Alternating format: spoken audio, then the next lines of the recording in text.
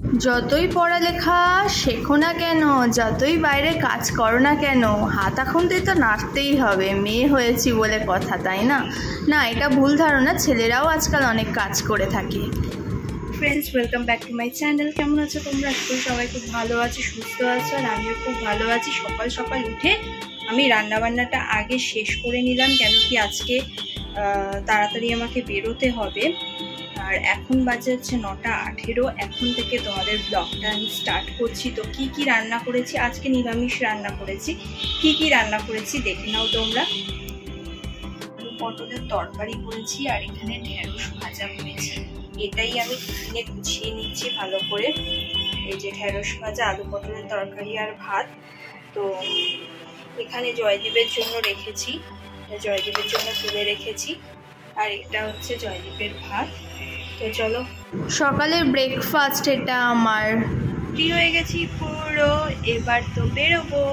বাইরে ভীষণ রোদ, কি জানি কি হবে, তারপরেও বেরোতে হবে। চলো, বাই।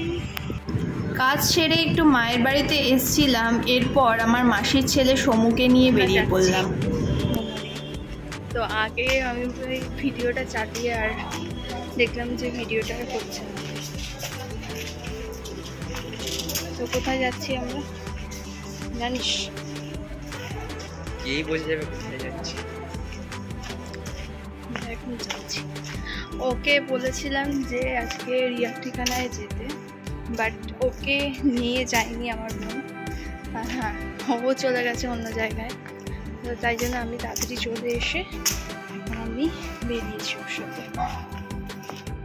বাসে করে নিয়ে যাচ্ছি ওকে ঘোরাতে। কোথায় ঘুরলাম বলো তো? আমরা শপিং মলে। শপিং মল থেকে কিছু জিনিস কেনার ছিল, সেগুলো কিনে আর ঘুরে তারপর আমরা ফিরলাম হচ্ছে বাড়িতে। বাড়িতে ফেরার আগে কিছু জিনিস কিনে নিলাম খাওয়ার জন্য। ম্যাগি কিনে নিয়েছিলাম 2টো, আর ওকে বলেছিলাম যে তুই আর কিছু খাবি? ও বললো যে না, তুই ম্যাগিটাই করে দে, তাহলে ম্যাগি খাবো। তো আমি ওর জন্যই ম্যাগিটা কিনলাম। তো আর ফেরার পথে না, মানে বাড়িতে যাওয়ার পথে একটু ফুচকা খেয়ে নিয়েছিলাম, ওকে সেধেছিলাম, ও খায়নি। তো বাড়িতে এসে ম্যাগি করে ফেললাম। ম্যাগি করে 3টে দেখতে পাচ্ছ, একটা জয়দীপের আছে, একটা আমার, আর একটা সমু।